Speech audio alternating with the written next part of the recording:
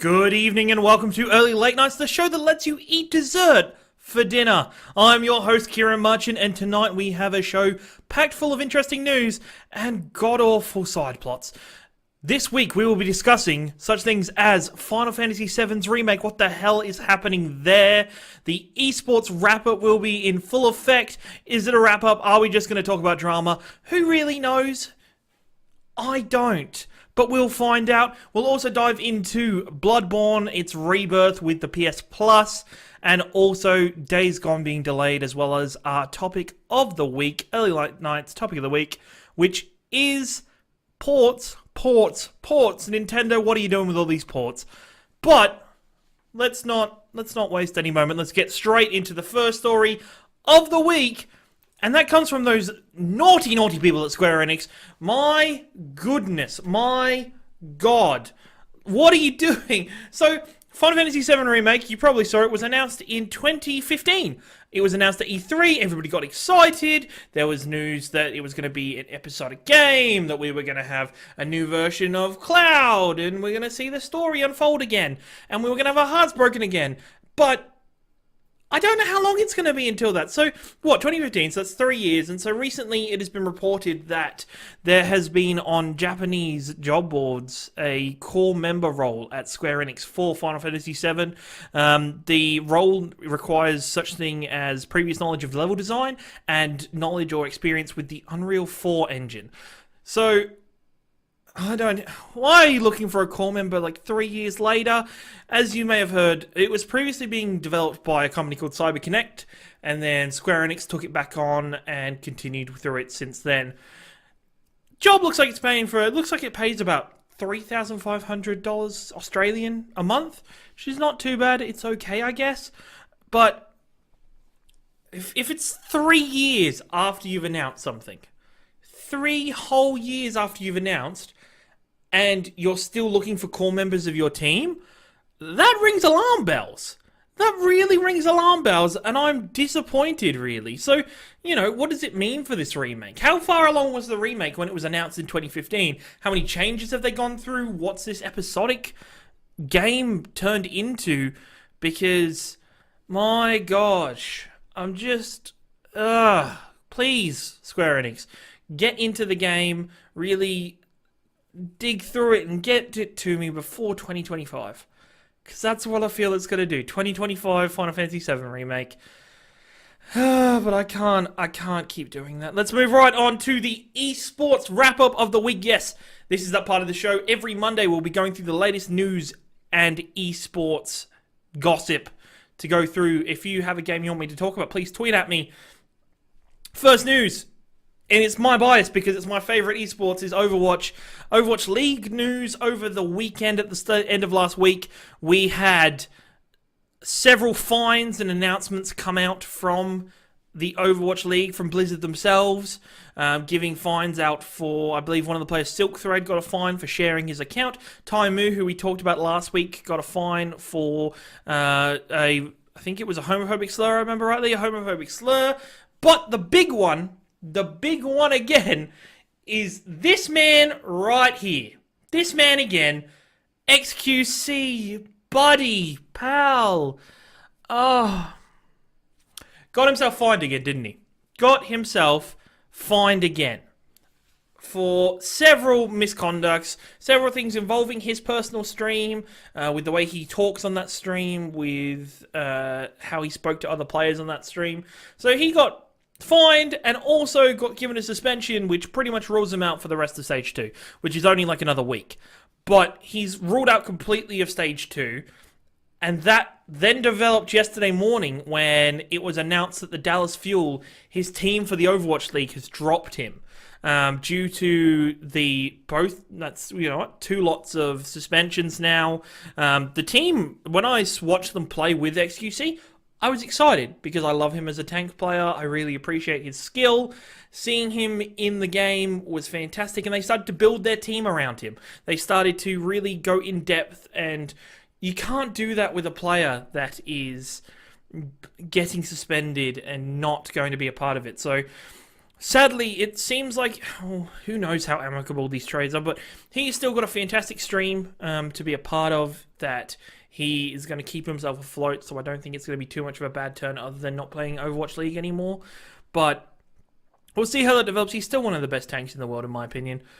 We'll see how that goes. And as for the Overwatch League itself, it has been so interesting watching Stage 2 with the new patch, with the new meta evolving, seeing teams like Los Angeles Gladiators destroy things. Shout out to Fisher. If you're not sure about the Fisher story, he was traded from London Spitfire to the Los Angeles Gladiators because he was getting benched on Spitfire. Los Angeles and London faced off over the weekend. Fisher went ham. Fisher did absolutely everything he could to make sure his team won, and that they did, and it was impressive. On the other side of that, Houston Outlaws, they were, up until they won their first map, they were on a 14-map losing streak, which is really weird considering the differences that we were having in Stage 2, where they were one of the top 3 teams.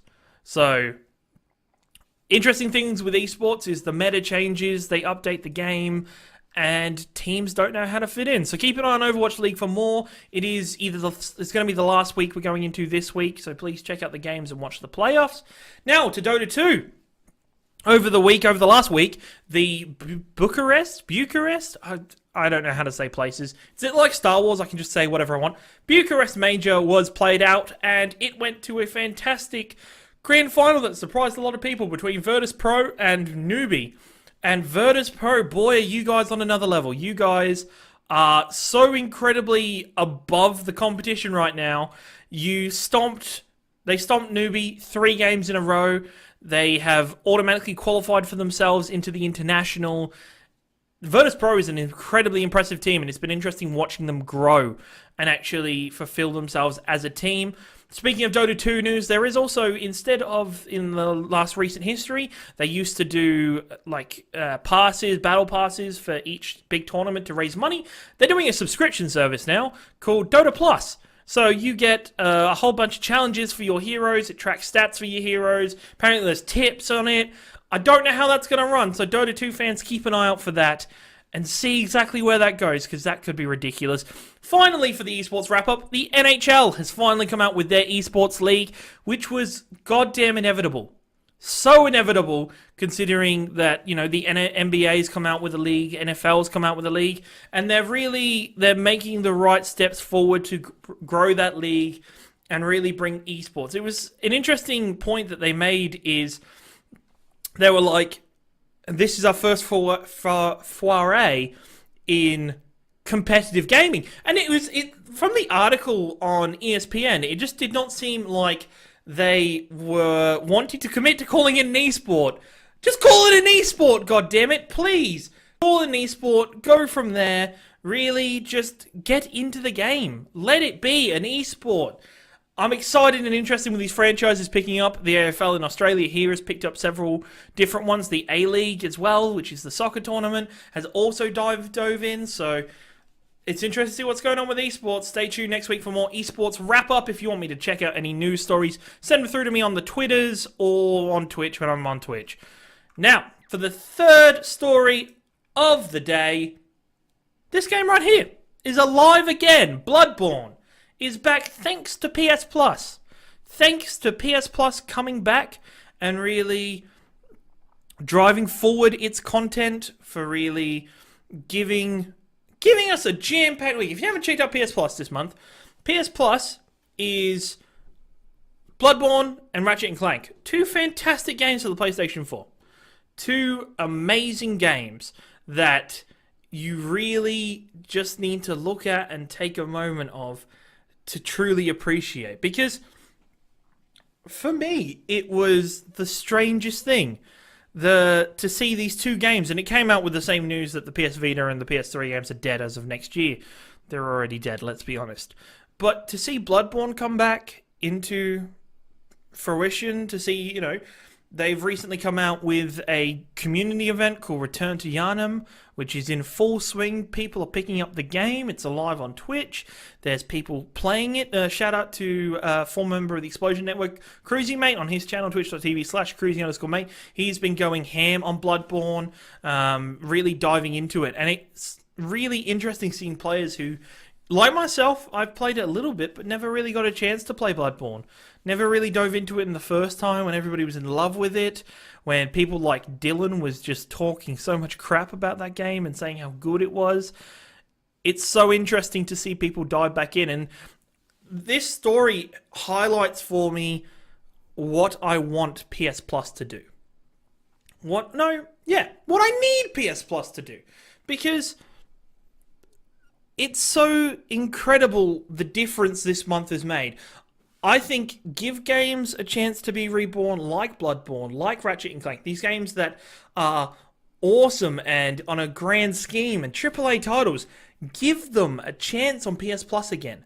Because it'll invite people back. It'll get people talking about it. It'll grow so much. I don't want to see any more budget titles on PS Plus. I don't want to see anything that I've never heard of or have to Google. Even though sometimes it's a great thing. And I understand that you can't always put out fantastic games on PS Plus. As in, games that the media knows about or that we understand because, duh, we're going to run out of games, people. There's not enough PlayStation games or people are going to want to sign up for their game to put on PS Plus. But we need to keep this caliber going. We need to keep... Same with Xbox Live Gold. Please, keep putting games on there that's going to give them another chance, another revitalization. Give games that have co-op elements, that have online support.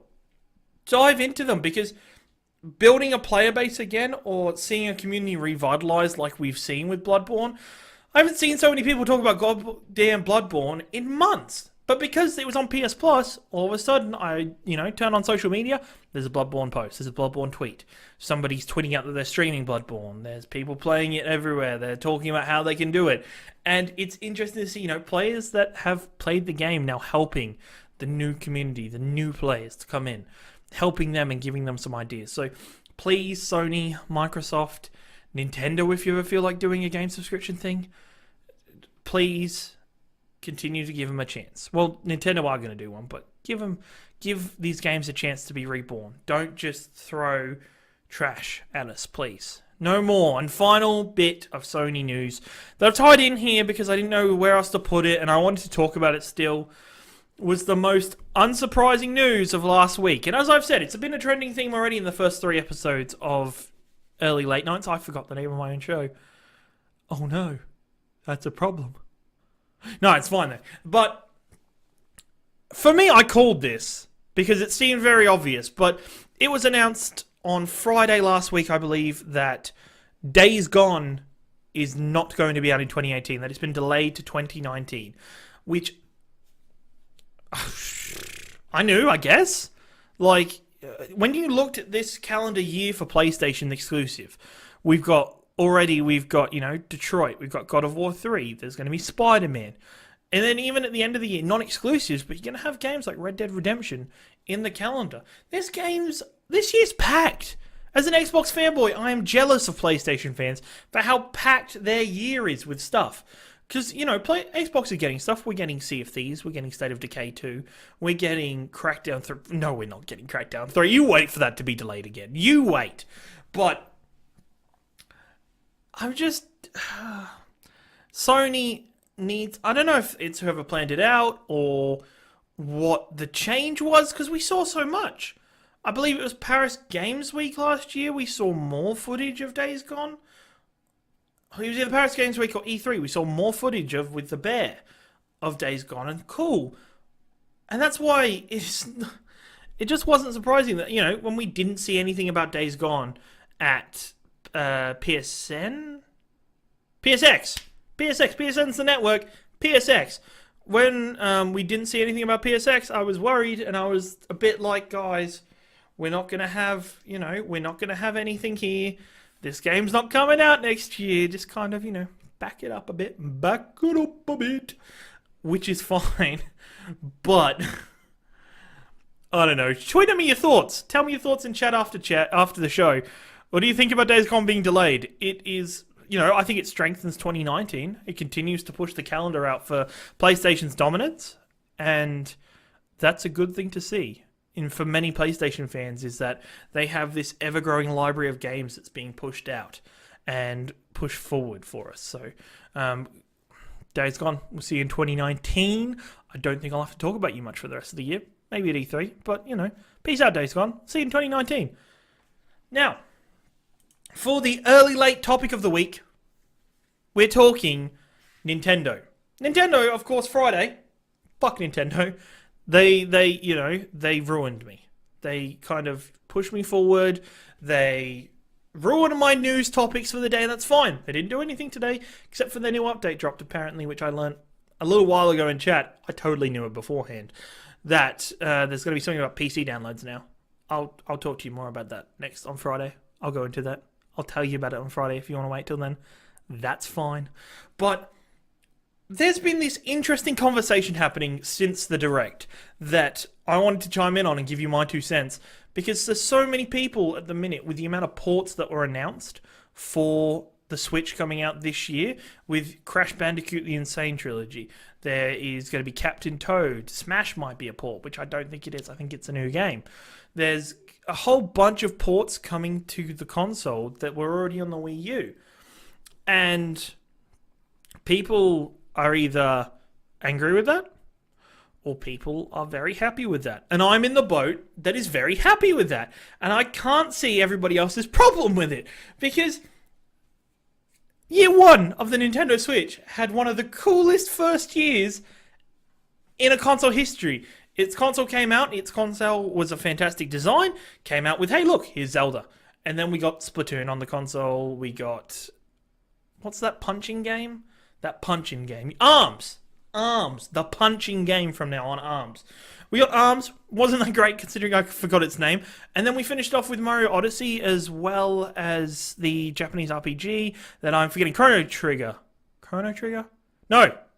Xenoblade Chronicles. Don't get me. I don't say I'm a Nintendo expert. I'm not a Nintendo expert. I like the console a lot. And so, seeing them going into this year and watching the growth of their catalog for the year makes me so excited. Because the first thing I said when I fell in love with the Switch is, okay, now give me everything that I missed on the Wii U. With Bayonetta as well. Bayonetta 1 and 2. And number 3 is coming. Give me that, please. Give me every first party exclusive you put on the Wii U, move it to the Switch for me, because it's a really well kept secret. It is my closest secret that I'm revealing to you now. I hate the Wii U with a passion. I don't want none of that. I don't want the Fisher-Price piece of crap. I don't want that. I never wanted it. I looked at it, went, no. Bad, Nintendo. Stop selling me things that looks like a kid should be chewing on when they're 2 and sell me a console. Still kind of looks like the Joy-Cons still look like we chewed on, but it's fine. It's a nice looking console now.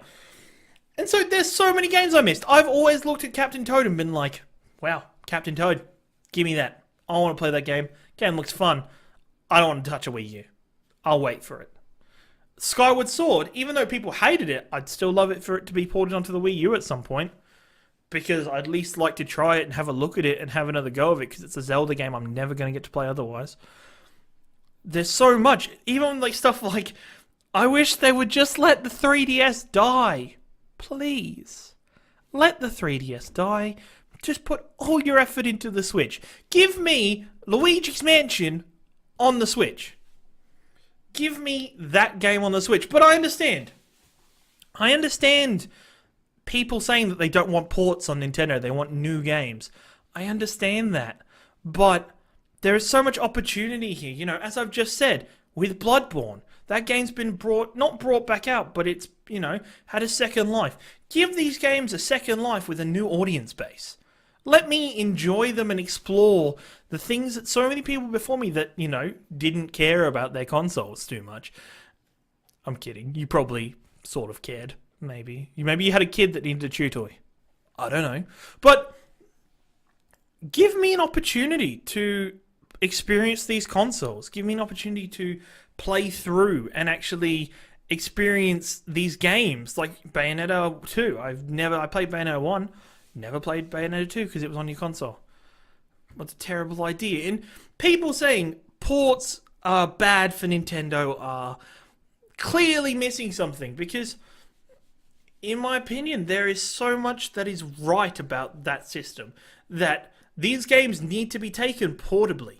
I want to take games and be able to play them away from the house. If the sun wasn't a thing, but it was still kind of light outside, I'd love to sit in the park and play the Switch. But then you have glare and shit, and it's just not a good... Don't worry, don't let me not get into my, complaining about the sun and the environment. But these consoles and games have been designed for us to enjoy, for us to love. And it's a fantastic thing that these games, we can take them anywhere. You're not shackled to your sofa or to your TVs. You can move around and play it in bed. Play through a game. There's so many games that you look at and you're like, I wish I could just play this in bed. I don't want to move. Just chill out. I'm sat in the car for 20 minutes waiting for something. Give me the console. And so, if you don't agree with me, please stick around after the show, chat with me, tweet at me at your boy Ringo, and tell me why you don't think ports are great, because there's going to be new IPs. There's going to be new exclusives, but if this is what they're going to do to continue the life of this Switch and really bring games that are probably fantastic from developers, but bring it to the Switch and give developers another chance, fuck yeah, do it, Nintendo. You do you. But yeah, as always, keep up with the conversation. After the show, I'll be in the Twitch chat, chilling out, talking before I continue to stream some games. If you miss out, if you're on YouTube, check a comment below. I will be checking out the comment section in the first hour that the videos come up, and I'll be chatting if you want to leave a comment, and also tweet at me on Twitter at your boy Ringo. I need people to talk to and yell at me. I'd appreciate it a little bit. And that is the early late nights topic of the week. Thank you very much for joining us so far. Please keep up to date with all the Explosion Network things. Have you seen the Explosion Network website, explosionnetwork.com? It's a really cool website, and it was made by ourselves at Squarespace. Don't worry, you've heard it all before on other podcasts, and we're not sponsored by Squarespace yet. But in my opinion, we built something beautiful. Well, not me, Nick and Dylan and Tom.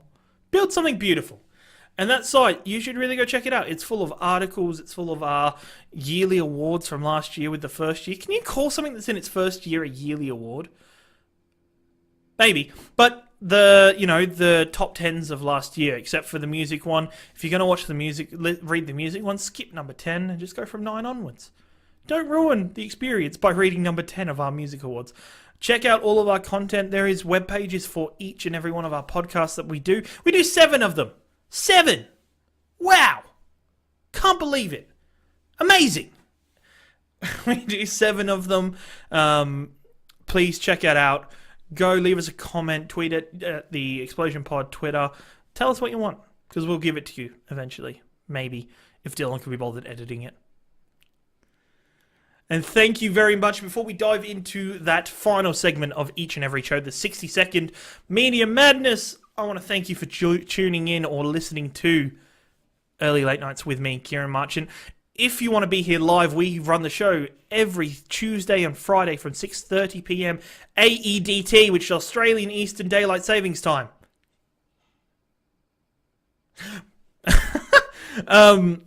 Please tune in, hang out after the show. I hang out for about 10-15 minutes before I start playing games to talk about the episode and dive more into that news. If you can't be a part of it, please check us out, all good podcasting services, and YouTube 24 hours later at 7 p.m. the following day. Thank you very much once again. And now it's that time again. It's that time that I prepare myself. Me. I've done my exercises. Alright, I'm good to go, people. I am good to go. Beginning in 3, 2, 1. Let's go! Okay, so, studying Fortnite, account hackings. That's really bad. People have lost like hundreds of dollars over their accounts and things. So please, keep an eye on that. Don't let that kind of thing like ruin your day. Keep an eye on your accounts with it. But also, while we're on Fortnite as well, there's Fortnite crossplay issues happening, where Microsoft, of course, as always, wants to be like, hey, let us crossplay. Sony, not so much. I've got a time. Sony, not so much. They're blocking it. They're being cock blocks, and sometimes I think, is this story true? Are Sony really that douchebag, or Microsoft playing the good guy that doesn't want to do it, but is like, hey Sony, it's your fault. You know, after that, there is also a new Hearthstone expansion coming in April. This April, check out the new, I think it's called Witchcraft, or Witchwood, or Witch Staff, Witch something. It's coming out. Check out the new Burnout Paradise Remastered trophy list. It's going to be gushing with bronzes. Gushing with bronzes. If your name's Thomas Marshall, you will love that. As I said in the Esports Weekly Wrap-Up, Dota 2 subscriptions been replaced to replace the Battle.net. State of Decay 2, no microtransactions. See you on Friday!